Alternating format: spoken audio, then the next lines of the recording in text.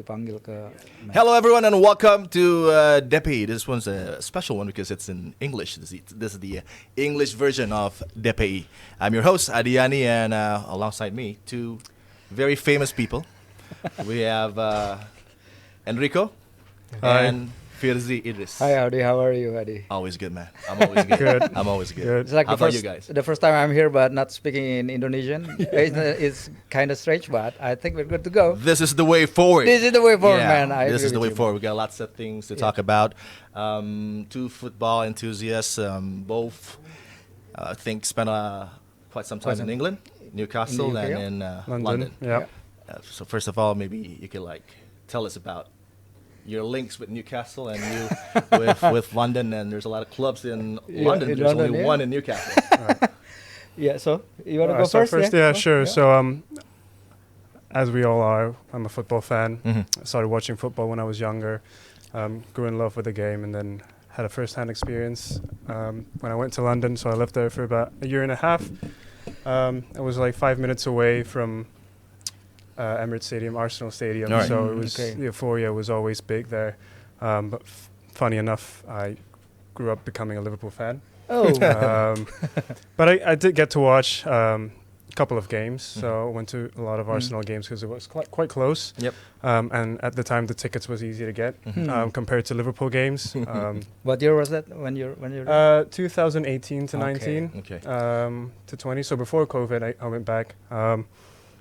But yeah, Liverpool tickets was really hard because at that time Liverpool was just dominating with Jurgen Klopp, with Yep. Sadio Mane and Yeah. Mo Salah. I can remember in the FPL, Fantasy Premier League, I Fantasy don't know if Premier you League, guys yeah. play, but it's always a bit of a confusion which one you want to captain. Is it Mo Salah or Sadio Mane? So I lived in London for about a year, watched a bit of football games.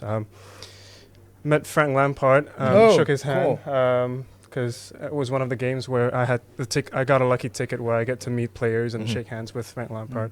I'm not sure if there's the footage still available, but so I can't prove it. But football fan, here I am. It's an honor to meet you guys and speak in front of the camera and speak about football, Yeah. the game which we all love. So yeah, We're gonna dive Cool, into to Liverpool Yeah. and then Just a bit. Yeah. the new manager, Yeah. Arne Yeah, Slot, Arne Slot, but yeah. You gotta tell us about yourself first, about Newcastle, about how you became a fan and how was Yeah. life there, because that city is crazy. Yeah. I went there. The first time was 1997, but I went Oh, to a cool. game in Middlesbrough. Yeah. The You went there? Riverside, watching Manchester United lift the trophy. Oh, Yeah. okay, cool. Good memories. It was a good team back then. Yeah, But now it's definitely different. not right. Not And how about exactly Newcastle? right How now. about, because this is a special well, city with only one club, yeah. and it's very lively. Yeah, you're right. Because I was there because I like Newcastle United. At first, I think of a lot of ways how to get there, how to get there. And when I was there, when I studied there in Newcastle University, it was one of the top number one in media and journalism studies. So I went there, and by coincidence, I really like to be there and to watch football Newcastle. I tried to be there a few times ago in the past, but the time actually came from me in 2013-14. So yeah, as you say, experiencing football in one club city, Yeah. it's like, I mean, you cannot stress how much football is important to the people in Newcastle, how much the mood of the city is dependent on the performance of Right. Newcastle. When I was there, they were shit. They were like, Are we allowed to say that? Oh yeah, we're not allowed to say that. Beep. We're gonna blow it. We're gonna beep it out. But yeah, almost got relegated to the championship the year before. So when I was there, like, it was the Alan Pardew years, the Mike Right. Ashley years. So there was a lot of That was rough. that was a rough year. Who's the best player at that time? It's before the French contingent came, so it's Or maybe it Colaccini. was like wow. Colaccini when he was Wow. not that great. Johan Kabay when I Right. was there, Yeah, right. he's there also. But Hatem Ben Arfa, actually, he's one of the Yeah, better number guys. 10, right? The streets will never forget. The streets will never Streets will forget. never Sure, yeah, Ben yeah. Arfa. Yeah, and yeah, it's totally different now with the new investment from the Saudi Arabians, and yeah, I can only imagine how it's like to be there now, like how the city parties like Yeah. after every wins, like when I was there. it was like one win like for every 4 weeks, for every 3 weeks. So it was like, oh man, it's so painful. But now seeing Newcastle as it is, super proud of the team, super proud of the city. Also, the Geordie guys, you met them. They're really nice people.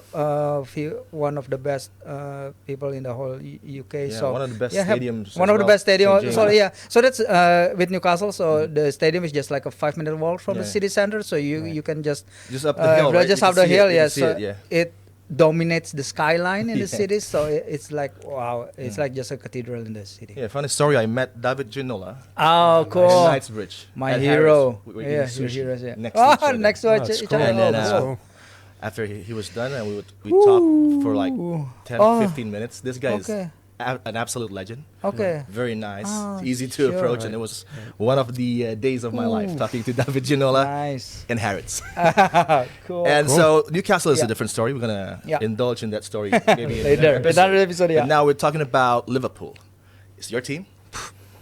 Transition, as they say, from Right. Klopp. Yeah. Right. Was it 8-9 seasons of brilliance, Around of that, yeah. everything that you wish for came true. And actually, the change, and now with Arne Slot and, Right. and the transition is so smooth. Right. But there is a bit of a difference in the system of play. Yeah.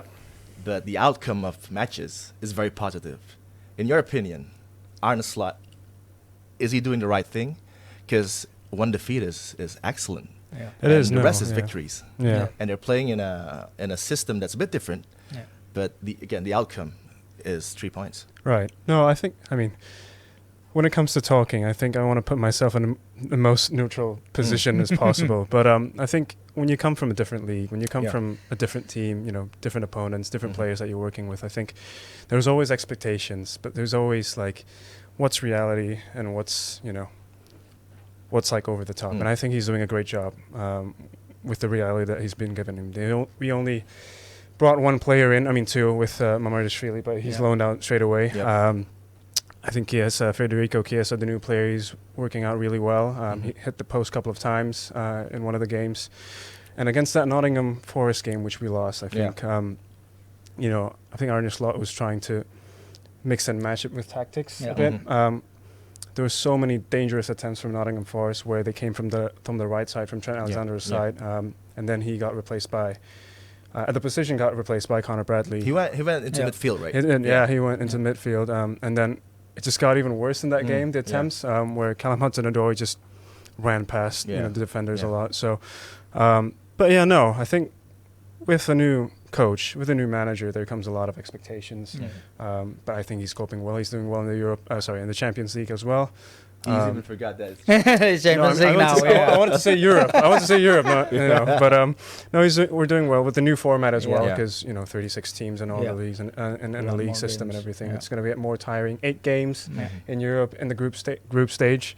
I think he's doing well, really. And his formation looks more rigid than Klopp's formation, but really, what it is turning Rian Gravenberch into an all-star, Yeah. and into an all-star is very American. He's a very good Yeah. good He's a player, great but now player, he's yeah. turning him He's- into one of the key components of that midfield Yeah, because we know his quality, right? Yeah, so I think he's settling in well. Is Mm. what I'd say. So Yeah, so I think maybe a lot of people like expecting there's quite a lot of change Yep. between Klopp. He's there, like you said, his presence on the side of the pitch for like the past 9 years, Yeah. so energetic, so emotional, so full of energy, and now they replace him with this calm guy that his demeanor is like far away from Klopp, but the way he starts the season with 8 wins from 9, as you said, Yeah. 22 goals scored, only 4 conceded.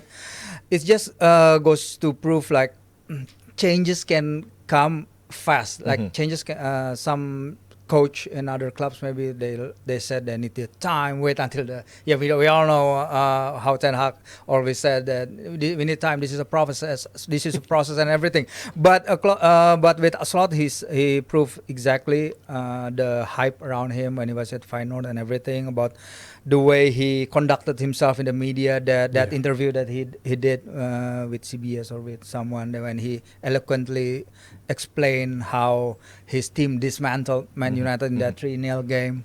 I mean, I don't think there's a lot of coaches out there who can do what he did right now, like with a very good, not just the system of play, but how he improves players. Gravenberch but also the South American contingent, the Luis Diaz's, the Alexis, McAllister, Darwin Nunes, especially, and Szoboszlai, how he plays with that double number 10. I mean, he always said that he doesn't have a specific tactic, specific formation. He's fluid. But the most important thing is how he communicates his ideas with the players, because it's the most important thing. If you have that idea but you cannot communicate it properly with the players, it doesn't count for nothing. But all the people around Liverpool says Harvey Elliott, Virgil van Dijk, everyone said that he translated his ideas correctly and properly and clearly to the players, so the players know exactly what the coach wants, and so with that, the performances followed from there. And they talk about Klopp 2.0, but there's a difference in style, especially in that midfield. I think he wants control. He wants control. He wants to slow it down a bit. It's not that rock and roll Jurgen Klopp press. Right. If you do that, then Endo is going to be a star. But he chooses Gravenberch because Gravenberch has that ability to dribble, to connect the range of passing. So it's not actually 2.0 Jurgen Klopp. It's a fresh situation in that midfield, especially. And then the results are okay. But I think their best game is Manchester United. And their most poor one is the last one against Wolverhampton Wanderers. Yeah. That was, I think, an eye-opener for a few fans and even for the manager, because there's a lot of sloppy passes, a lot of mistakes that happen as it's not supposed to happen. Ibo Konate, one of the most intelligent defender, even, there's still problems there. Yeah. But the results is okay, and the front line is firing. Mo Salah and Van Dijk, I think these two guys, this is important because Mo Salah, I think, by the end of last season, was on his way out. Yeah. But I think Arne Slot talked to him, and I think they click. And it's proving that that's key. And Van Dijk as well. He's showing a performance that I think is very special now. So what do you think about the difference between Klopp and Slop? And it's not Klopp 2.0, but it's something I think potentially is going to be different, but the outcome is going to be hopefully titles.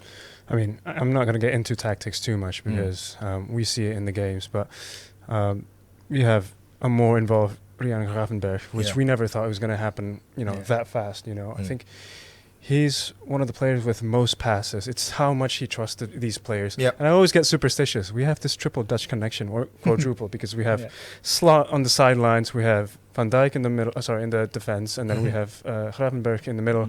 Then we have Cody Gakpo, who doesn't always start, but the Dutch contingent. But I think, just being a bit superstitious because it is what it is. But I think it's working well, really.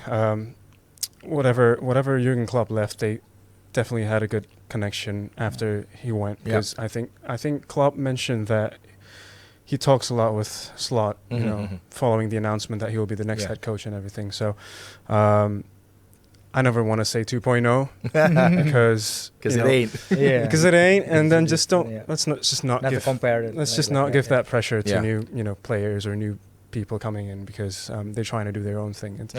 It comes in the interview as well.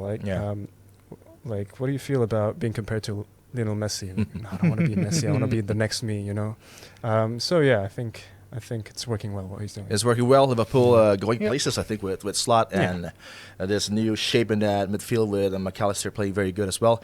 And we're going to move to somebody that I think this is the opposite of Carlo Ancelotti in Everton. This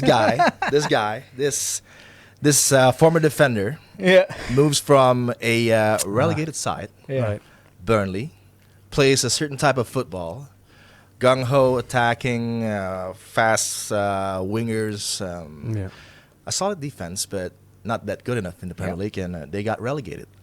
But in the other hand, personally for Vincent Kompany, for himself, I think he created this very good CV for continental clubs to figure out that this guy has a talent and has a future, but he can't show it with his team, Burnley. But now he moves to FC Bayern München, Yeah. and they're playing a certain type of football that suits the coach. But yeah, it's still not clicking. I think still problems. I think so.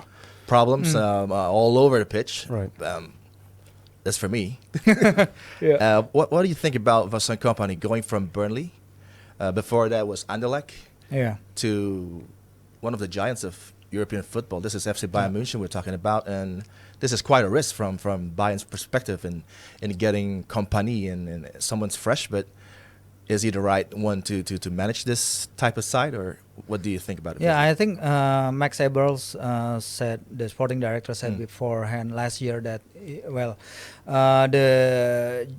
they want a coach that firstly he mastered the German language. Like Kompany, he can speak German and he can speak English, and communication is important for the way that the Bayern family said how they like their coaches to work with the players and with the upper management.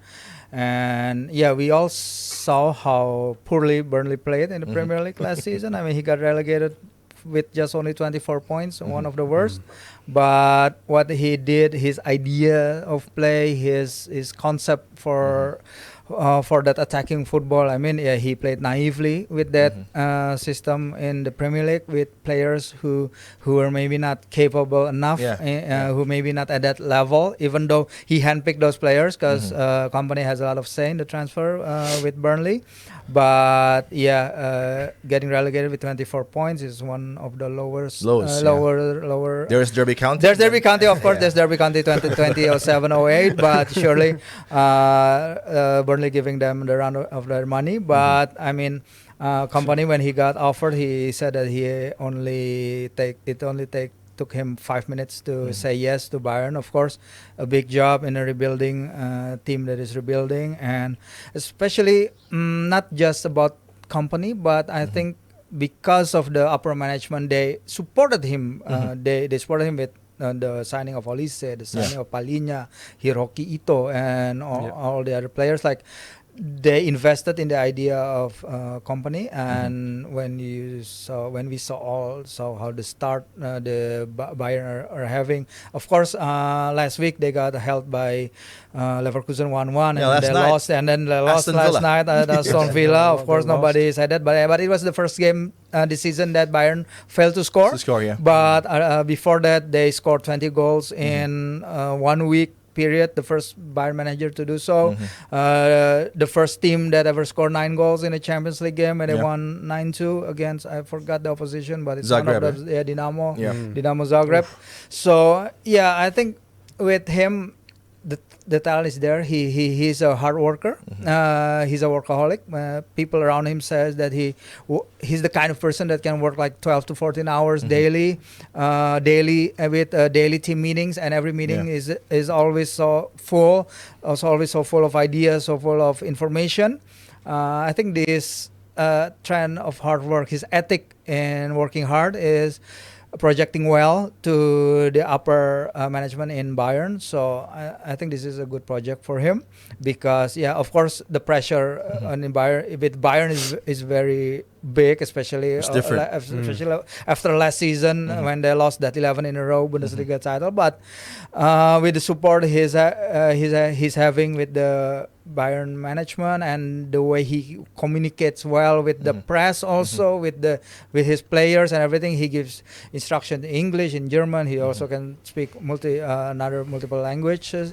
I think he's currently is the right fit, even though maybe he's not the first one that comes to mind when Bayern are still hunting their coaches to replace Tuchel last season. But with his heavy responsibility, I think he did well in this very start of the season. Start is okay, but this is Bayern München. And when we talk about Bayern, we talk about special teams. We put Real Madrid in that bracket. We put Liverpool, Manchester United in that bracket. It needs a certain character. You go into that locker room, that's a clash of characters. You got Neuer, you got Thomas Müller, and then the new guys coming in. You got Palhinha, and then when you think about Joshua Kimmich and his role and his struggles with the coaches before company. This is difficult. This is new.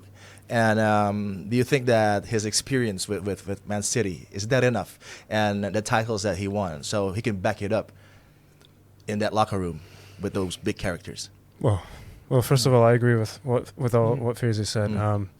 But I think it is actually, because you don't come from Burnley, Anderlecht, and then straight to Bayern. But I think whoever gets the job at Bayern Munich is always going to be, fortunate and lucky, because it's a great club. It's a huge club, always signing big players. There comes that pressure. If you're not the champion, then what are you doing as a head coach? We saw that previously. But with Vincent Kompany coming in, I think you can't only look at what he just did with Burnley. You look at his track record as a player. He makes goals in decisive moment. You remember the Aguero moment saying, "No, Vinny, don't shoot, don't shoot." And then he scored the goal. That's just who he is. He captained that Manchester City side for 8 years out of the 11 seasons that he was there. So he brings a lot of caliber. And I don't know if you guys saw that footage of him shouting at a Burnley player just about body language. I can't remember who the player was. Okay, the Goodmanson, I think. It was Goodmanson. So it's just show. I don't know if it's just for show, but I mean, it's character, man. It works. It works. If it's for show, it works. And now he's playing this Pavlovic kid a lot. He's working well. He's working well in that midfield position. So I think, again, you just can't see what he did merely with Burnley. I think it's Vincent Kompany as a person, as a coach, and his track record with Pep Guardiola. It definitely really helps. So, to answer your question, I think it works. It's working. It's working. It's working. Now, Top of the league. Unfortunately, lost against Aston Villa, but yeah. Yeah, that's interesting, because the last game against Aston Villa, that was a special game. That was wild. And let's see how the response is from the Bayern players. That was a defeat that I think they didn't see coming. They were playing okay, and then Duran happened. Duran happens to every team in the Premier League. Even in the Premier now. League. Yeah, so we've got to watch out for Aston Villa, I think. I think they're the one on the side to watch. I think dark horses for the Premier League. And now we go to Hansi Flick. Now, this is personally one of my most favorite managers. Why? The way that he plays. Oh, okay. If you see the World Cup 2022, Qatar, Germany against Spain, I think that was the special game. That is the highlight of the tournament. Although it's just a group stage, but that was one heck of a game. That was fun. Tactic-wise. And then you see central defenders going to the flank. That was Musiala against Pedri. And then you see that Musiala, I remember that. Pedri duel. And I think that was very special. And now he has this opportunity. Like FC Barcelona is desperate. They press the restart button. They want to do something different. And then they got Hansi Flick, which I think is the perfect match. I don't know about you guys, but I think he's going to do well. And as you can see, the first couple of games and the way he approaches the season with fresh talents, young players, he doesn't care. No. Opening statement was, I think, if you guys don't want to run and work for me, the door is that way, the exit door for the seniors. Yeah. And then all the new stars coming in, under 18. Then you got Lamine Yamal firing all cylinders. So I think what Hansi Flick is doing is awesome for Barcelona. Right. Yeah, because he was handpicked personally by Joan Laporta. And Laporta need to make that big decision, because previously Xavi also his pick when he was in the presidential candidacy nominee for Barcelona, he always said that Xavi Hernandez was his key manager. Was his it number a one guy. key pick, or was it a political pick? Because I don't know. Maybe just for the votes.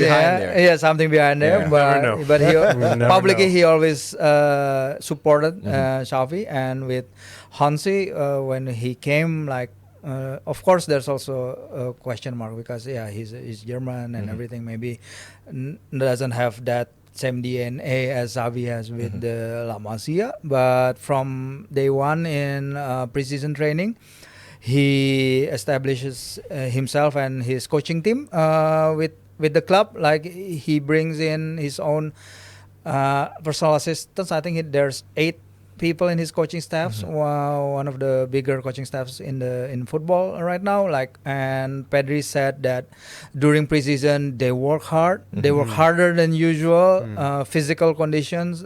Hansi put an emphasis on it. Yeah. So that's why when Pedri also said that when you look at how Barca plays, our physical condition doesn't drop after 70, 80 minutes, and that is evident in how they play right now, free-flowing, attacking football, just like you say, Adi. But the way he reinvigorates some people from the squad, like Rafinha especially, Rafinha is making him playing in that he's whole back playing playing number 10, excellent. excellent football. I think it's 6 goals and 4 assists, if I'm not mistaken. Being a captain also, we never saw him as a captain material even before, at Leeds. especially at Leeds. But he found it in him, and especially plays with Pedri, Pablo Torres, I think, some other players, Pau Kubarsi, all those players from La Masia that Xavi introduces to the first team. He made them even better, and even Lewandowski in his declining career, in his twilight years, still banging in goals for them. And now he's working very hard too. Yeah, he's going working deep, running. Yeah. So not really declining. he's not really declining. So I think Hansi Flick, coaching-wise, also working with the players excellently, and I think he is a top manager. And I think Barcelona is going to challenge Madrid all the way in La Liga. And there's a special shout out to Thiago Motta, doing stuff in Juventus there that is shocking. Yeah, because Juventus now is a team that is exciting again, and I think one of the best underrated players is playing for them, Conceição. Conceição was excellent for FC Porto, and he's still a squad player for Portugal, but I think he's one of the blue chip in that team, and I think with Motta now it's fresh, it's quite different for Juve fans, but I think this team is going back to where they belong. You know, I thought when they started doing getting younger players, getting Federico Chiesa out, giving the number 10 to Kenan Yildiz. Yildiz, yeah.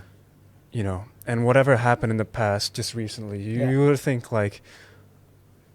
things wouldn't go the way they want to. But it's not. Like, they're doing well. You know, they're competing in the Serie A. I think just a couple of days or a week ago, I think it was still Udinese number 1. Yeah. But they're competing. Juventus are competing. It's credit to Thiago Motta and the team. He's using younger players as well. I don't know if you guys saw one of the highlights where Kenan Yildiz scored a goal which was Del Piero-esque. They start comparing to even Del the Piero. celebration is Del Piero. Even he broke the record of Del Piero. Yeah, I think he was one of the youngest scorers or something in the Champions League, but I might be wrong. But it's working with Thiago Motta, and I think trusting the younger players really work well for him. I think it's just unfortunate that he's getting injuries, because just recently Bremer, I think he just got an ACL. Yeah, he's going to be out for quite some time. So I think he needs a new defender, whoever is on the free transfer, because otherwise it might go, like I said, not as they want to go. Because Bremer, he's not the youngest, but he's not the oldest either. But he's very experienced in the Serie A. Previously with his previous team and with Juventus as well. So they need that experience. They need that person that can be a solid defender who can lead the line with the other younger players. So I think a bit unfortunate, but let's see, because it's a very exciting Juventus that we're seeing right now. They're competing. So. And I think Dusan Vlahovic. I mean, he's scoring goals for fun now for Juve. After he got that small blip where Juventus doesn't score in like 3 games, but after that he now has 4 goals. When he's not on that scoring streak, some people compare him to how Thiago Motta used Zirkzee in Bologna, where Zirkzee used to play deeper, play in the channels, running in the channels. That's not what Dusan is. Dusan is more of a penalty box striker, and if you ask him to connecting the plays with the second line and the midfield line, I think you got different results than when Zirkzee played there with Motta. But I think with Motta, he's one of the new coaches that that he has his own ideas and he can implement it in any team that he went to. Because when in Bologna, his side has placed in Serie A's top 5 for most passes for 90 minutes while averaging 56% possession. And now in Juve, his side is now 58% average possession and 90.9% pass accuracy. Those That's two amazing. are the highest in the league. I like the data here. Even second, I love it. He's the guy. I love it. Yeah, I love it. And even second in the league for progressive passing distances. So I think we saw a wave of young, Yeah. maybe not so young coaches, but coaches that can translate their ideas well and in how the team plays, and he integrates those young players that loves to be there. Savoni, Yildiz, and some other people from the next gen, from Juve's next gen, who supported Juventus players like Yildiz does with Del Piero. So they have that connection with the city, that connection with the team, and how Motta. We have also need to remember that Motta won 27 major trophies in his playing career. Legend. He's a legend. He's a serial winner. He knows how to win, and I think right now he's the perfect fit for Juventus. Okay. And even though when he needs to be brutal with the players like Chiesa and everything, he did it well. Even the new signing, Douglas Luiz, doesn't go straight to the team. He trusts Fagioli in there in the midfield, and it replays well. Even Douglas Luiz played, and he got that red card last night. So very good for the future. Yeah, so for these new managers, it's not always easy to come in to such I know where you're sides going. like Vincent Kompany, and then you have Hansi Flick going to Barcelona. It's a risk for him, but it's paying dividend. And of course, Thiago Motta going to Juventus with the hybrid 2-7-2 formation. Yeah. And now I think Juve is playing very well. And then after this, happy stories of managers succeeding in their early days. And then we have this guy who's been sitting there for almost 3 seasons, I think. Yeah. Still we don't know which system is he going to play with.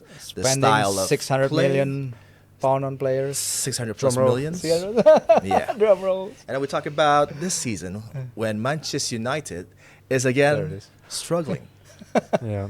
As they did last season. It's almost a similar start, and then throwing leads away, not finding the right combination in that back line. I think last night was the worst performance from a duo in the back line from Lisandro Martinez and Matthijs de Ligt. Yeah. I think de Ligt is, I don't know, he's struggling with something, because if you say about the Premier League pace is higher than when you play in Europe, and he struggles in Europe as well. So what is happening with Erik ten Hag, and how do you say about this guy? Is he going to be trusted with the keys to Old Trafford for I don't know, one more game? That's what we see in the media, don't we? Like, Because FC Porto last night was a disaster. I mean, you come into the Dragao and then you lead 2 goals, and then what do? Halftime, you take away your best player. Yeah. If he's not injured, then why? Marcus Rashford was playing, I think, one of his best matches. And then we have this guy, H, H. Maguire. as if he scored the winning goal. It was just the equalizer. But I woke up to this, like him celebrating was was on my feed the first So thing. what's happening to Manchester United? The disaster was the game against Tottenham. Right. Yeah. It was absolutely ridiculous. And Ten Hag, how can he be safe? And is it going to be his last game? Is it going to be his final nail on his coffin by Unai Emery, which I think is appropriate? Appropriate, because Unai and Aston Villa, this is like 2 different sides. One is progressing very well, good ownership, has a plan, and the other one, I think they're Unai using bad came guys. in just a few months after Ten Hag, but his ideas came along with the team very well and everything. Yeah, I think that's the problem. I mean, and when the media starts questioning Ten Hag about his perceived lack of difficulties with his United side, as you said, that gaping hole in midfield, that poor transition. That gaping hole in midfield, you have another preseason to work on. Yeah, of course. But it's still the same problem. Yeah. And you have people like Ugarte coming in, doesn't know what to do. Doesn't know what to do. Yeah, Because exactly. he's new. There's a new system. Which system? I think- It's still the same whatever system. I think Whatever the he's whole doing. I think Whatever he's I think there's no doing. system to Sure. begin with. Sure. I think he's I don't know what did he say to the players, and when we talk about how Arne Slot can how do you say it? Can talk his ideas to the player, can transmit his ideas to the player. I don't think Ten Hag can say the same to his players, because his team concede goals maybe just after the break, like yesterday, and in first a lot of matches, like when they play against Porto already has a shot on target on the first minute. Yep. And we know from last season stats that they concede goals like rain, like they conceded the most goals. Let's after Luton, talk right? about last season and the defeats first. 14 defeats. Yeah, 14 And then you defeats, still the say- lowest place in Premier League for and then Man United. you underperform your XG Yeah. until now. Yeah, until now. Until now, I heard yeah. that, I heard So that, what's yeah. going on? And I think Ineos has that chance to press that restart button before the season No. starts. Yeah. But how come they go with the same guy who's not having Yeah. results and only he Yeah. has 2 trophies. But Yeah, that of doesn't course, back yeah. up. Yeah, that's what's- his backup argument. He always says that, but I have 2 trophies. I have 2 Does trophies. he always say that? He always said Oh, that, really? yeah. Especially more when than he got into that Arteta. It's argument more with than that- Arteta. yeah, it's more than Arteta. Oh, no, don't get us started. Because he always says that I always want trophies everywhere I go. He Okay. said that, yeah. When one of the journalists asked him about that weaknesses in his team, he always came back with that argument. But everywhere I was here, I always got trophies and everywhere. So yeah, I think this is the thing with Ten Hag. I think if you want results, you maybe 1 or 2 times, or maybe one in the important games like against City in the FA Cup. Yeah. Some people may say they came up against a rather hangover City Yeah. from this title celebration or anything, but a win is a win in the FA Cup. Before that, they got that win against Newcastle in the Newcastle. final of the League Cup. Newcastle, who played with their third choice goalkeeper. I mean, this sort of luck. I mean, he always got there. He always got it. Even though in the Champions League last season they posted like the worst Man United performance in the Champions League ever. They only got 4 points from 6 matches. It's one of the worst Champions League campaign for Manchester United ever. But I mean, if you what can you say about Ten Hag other than Kaya? And if people want to watch football, Yeah. like a lot of good hardworking people want to watch football, they just don't want just their trophy at the end of the season, but they want to be entertained, right? They want to have that fun attacking football, that flair football, that you dominate the game like what we know from Man United from the past years. But yeah, what we saw last night against Porto, against Tottenham and everything, this is the thing with Ineos, I think, ID, because Ineos always works with people they know. With people they prefer, with them giving Ten Hag in the start of the season that vote of confidence, and even doubling down, giving him all the players he wants. Zirkzee, De Ligt, Ugarte, whatever players he wants it. But he repaid Ineos' faith with this kind of performance. I don't think it will go down well with Sir Jim Ratcliffe. Or Dan Ashford and everyone, Wilcox and everyone there. But I think, I don't know if he can last maybe until the new year even. I don't know. Maybe faster than that. I don't know. Oh, what do you think? maybe That's not what we're hearing. this weekend. This weekend also, Aston Villa is not an easy game. No, it's a tough game. with It's a what tough we've game. what we've Yeah. seen from Villa, from Unai Emery, is Yeah. the opposite of Manchester United. They're very fresh and they have a lot of good players, and even their subs now are scoring goals for fun. And what do you think about Ineos? What do you think about them? What do you think about Brailsford, about Wilcox, about Ashford? Too much brains in that one tank, or Yeah. what do you say? a And lot of layers. Berada also. Barada. And Yeah. how about Sir Jim Ratcliffe?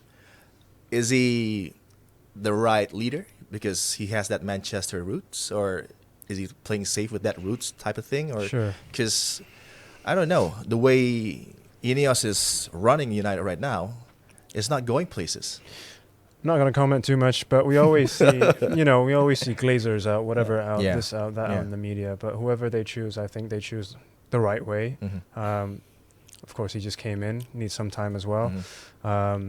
Just want to go back to, funny you said about Liverpool, that one of the better games was against Manchester United this season, where that game was, I think, I was watching that game, and it was Casemiro's, I think, blunder for two that resulted goals, in yeah. 2 goals. Yeah.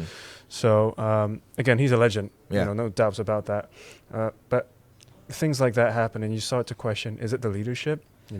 Is it the coaching? What's going on? There's so many X factors that we can't tell, that we can't say, because it's just happening behind the cameras, which is what you see in front of the camera now is Ten Hag being asked so many different questions, really, really difficult questions, and him himself, you see, is becoming the antagonist in front of the camera. So, you know, it's maybe the owners, I don't know, maybe the coaching, I don't know. You can never know until the last moment where, oh, it's decided Ten Hag's out or Ten Hag's in again. But what we're hearing so far is still Ten Hag in, and I'm pretty sure Man United fans are, you know, a bit tired of it. But I think he still has a chance. You know, as a manager himself, he did quite well with Ajax, you know, with the players that he had with Ajax. He's trying to bring that to Man United with, you know, bringing Anthony in, bringing De Ligt also. Matthijs De Ligt in, and Mazraoui as well. And Mazraoui is doing quite well, actually. Yeah, he's actually playing very well, but the team is not having the results. Yeah. So we can't. Yeah, I think he still needs time. But Ten Hag still needs time. I think so. You're saying that as a Liverpool fan? He's happy. He's happy. Everyone's happy when Ten Hag's over there. But I think he just needs to control the locker room. I think he needs to gain that composure. Maybe it's not the right fit with the players. Maybe, like, look, Bruno Fernandes had 2 red cards. Yeah, talk about Bruno Fernandes. We're talking about his captain. Yeah. We're talking about a player who's supposed to be the leader, who's supposed to be the influence of calmness, the calming presence in the field, on the pitch. But it's not going there.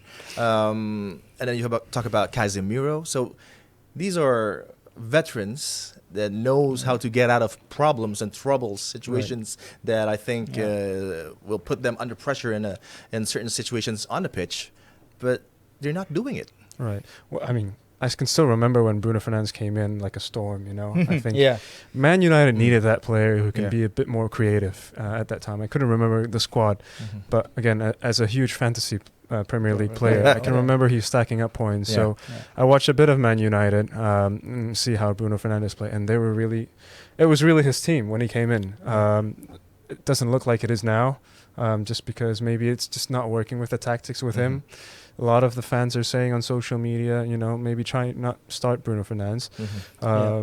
He needs rest. He needs rest, or he needs to just still adapt with the pressing of Erik ten Hag, because they're trying different sort of plays, like you said, in every game. It's always different. It's not consistent. Maybe he's not made up for the pressing for the defense that he wants, because as you can see, it's confusing, because if you want to press, they don't press very good on the ball. Or half the team presses and the other don't. Exactly. So there's what's the solution for that? You saw that in the Tottenham game. You know, it's just midfield and everything. So big holes everywhere in the team. I think it goes down to coaching. I think it goes down to how he set up his team. I think it goes down to how he transmit again his ideas to the players, and how he works with the leadership group in the Man United dressing room. I mean, Bruno, when at his peak last season, he got 15 goals and 11 assists, if I'm not mistaken. He can create, he can score goals, but what we saw from him now is far from his ideal best. I mean, with all the support that Ineos gave him, I think Liverpool fans during the summer maybe like watching Man United by Ugarte, bought Lanioro, bought all those players. They don't need it. They don't need it, and they have a good squad. And they have a good squad. That's not what we say in the summer, though. That's not what they say in the summer. We need more players, but apparently. You saw their movement in the transfer window. They are so fast moving, and Ineos are so efficient with their transfer movement, and Ineos, with their transfer movement during the summer, but I think they don't want to spend that much, because I read that if they got rid of Ten Hag now, they need to pay like 15 million in compensation. Well, maybe they can just amortize that by like paying him his regular salaries while he's out of employment. I don't know. Maybe they can come up with that solution. But the problem will always be who's coming in. Will he be better than Ten Hag? Will he be worse than Ten Hag? Because the names that is going around in the media is like Graham Potter, Gareth Southgate, Thomas or Max Allegri.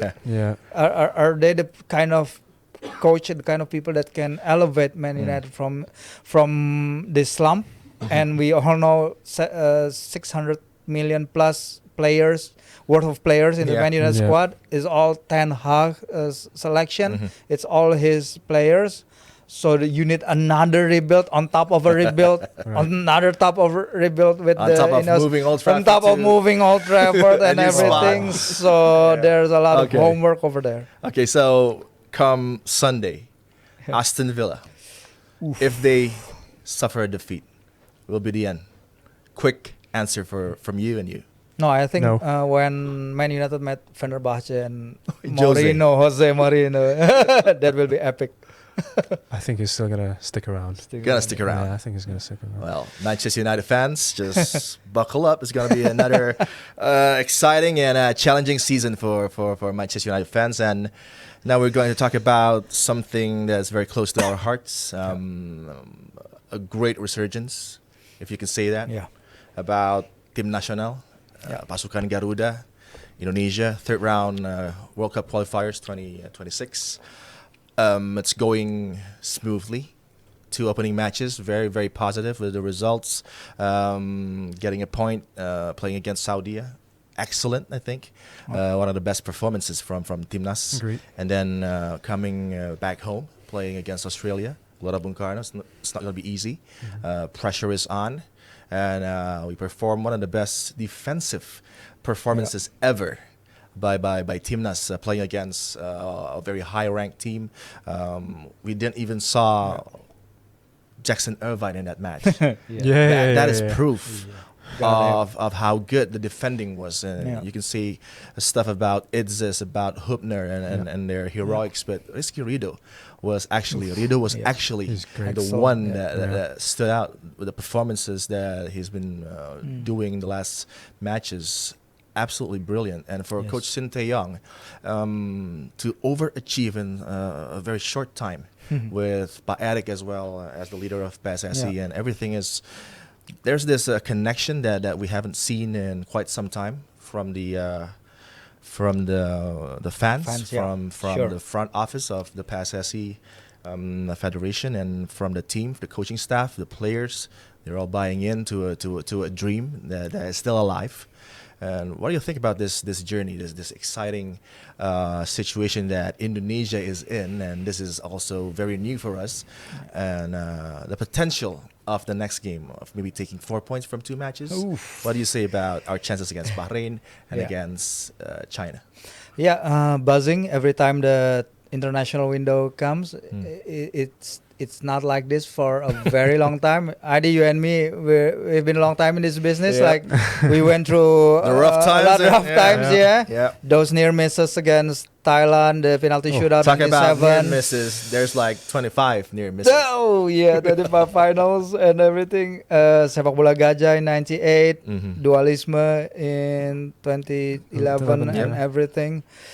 To experience Timnas flying as high as they are now is like something that is absolutely new, but absolutely refreshing. Yeah, as considering after what we went through all this time, all the support to Timnas, seeing everyone coming together when you're at Gelora Bung Karno. Every time Timnas plays, is like a place where everyone channeling their energy together, giving positive vibes to each other.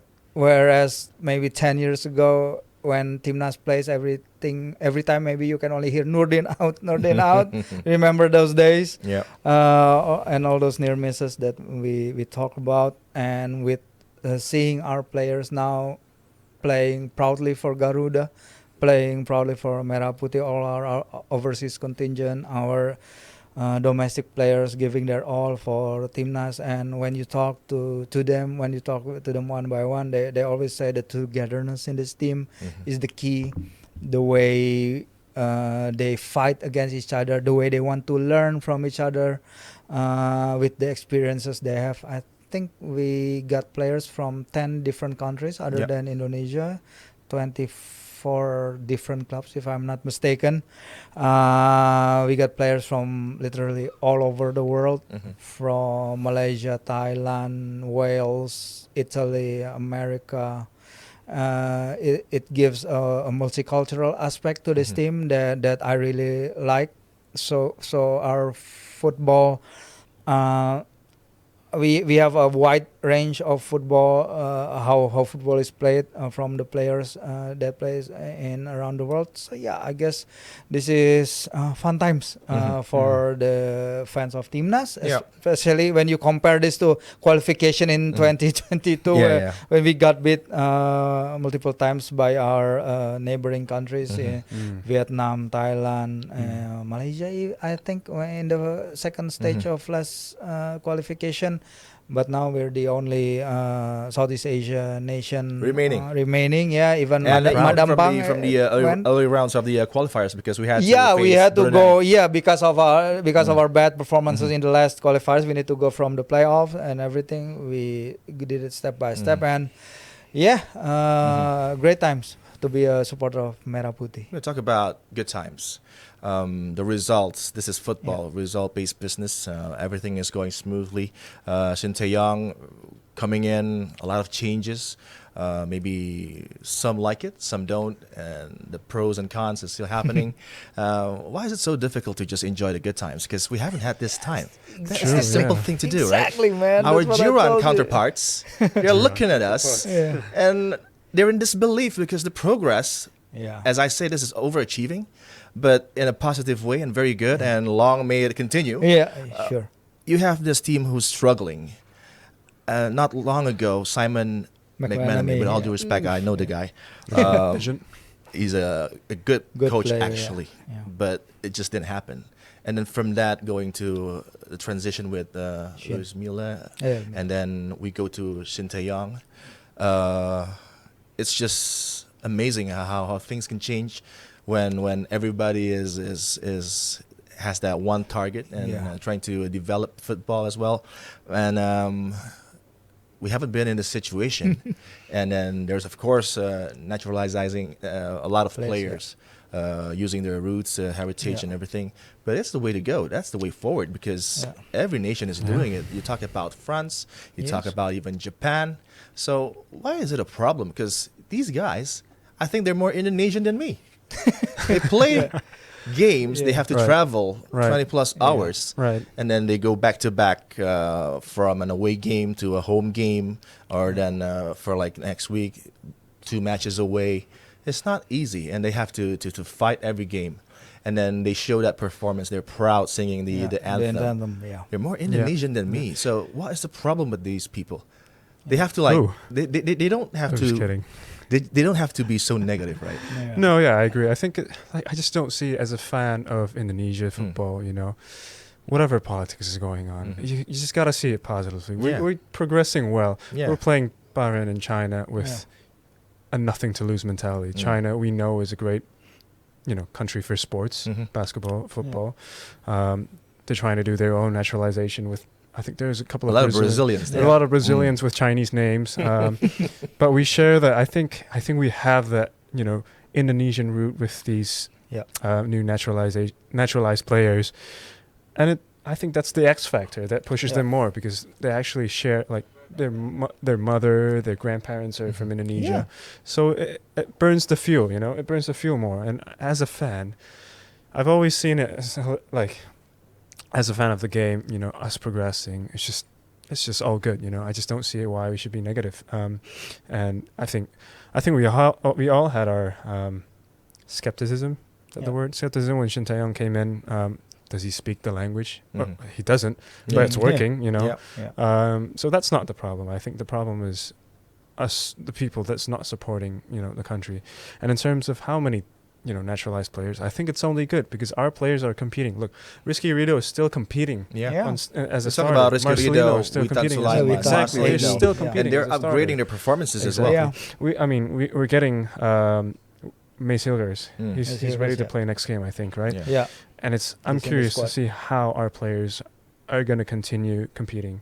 I think if anything, it's only good for the competition of the Indonesian players, because we've got comments from players, as you can see in the past, saying, this is not good for the team. This is not good for the actual Indonesians who came in, who was born and raised here. But I think we just got to compete. That's the level. That's not how you approach it, right? Mentality wise. Yeah. So.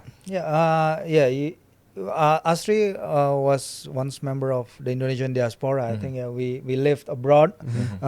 We experienced how the Indonesian people who live there, maybe all those half blood people who live abroad from Indonesia, and this only like with the diaspora players, they showed everyone in Indonesia that being Indonesian is not just limited by where you are born, like within the confines of our national borders. There are a lot of Indonesian out there, if be it they're studying there or they went there when their parents were young or any other reason. So when I met the Indonesian diaspora out there with people who has roots from with perkawinan silang itu, they're not less Indonesian than I am. Like you said, exactly. Yeah, Martin, he eats nasi goreng. Miss Hilgers, he eats soto ayam. I think his mom or somebody cooks it, right? Yeah, cooks it. I can't remember who. He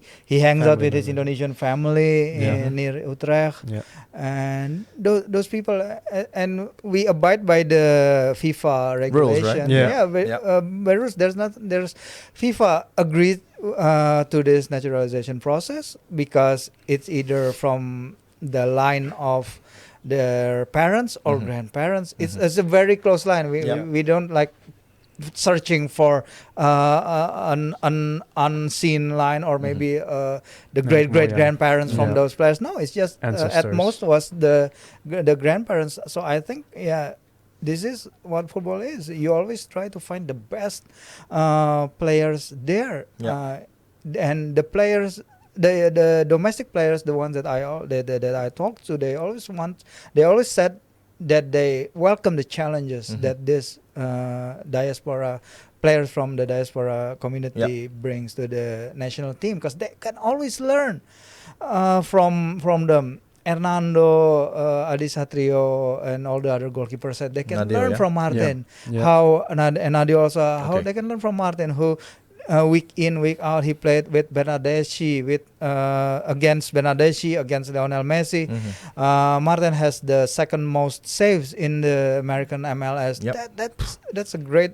I mean that's a great goalkeeper to learn to. So I guess I really like the multiculturalism in this Indonesian team. It makes the national team we always hold on to Bhinneka Tunggal Ika. So this is the perfect example of Bhinneka Tunggal Ika, unity in diversity. So this program is working. The outcome is very good.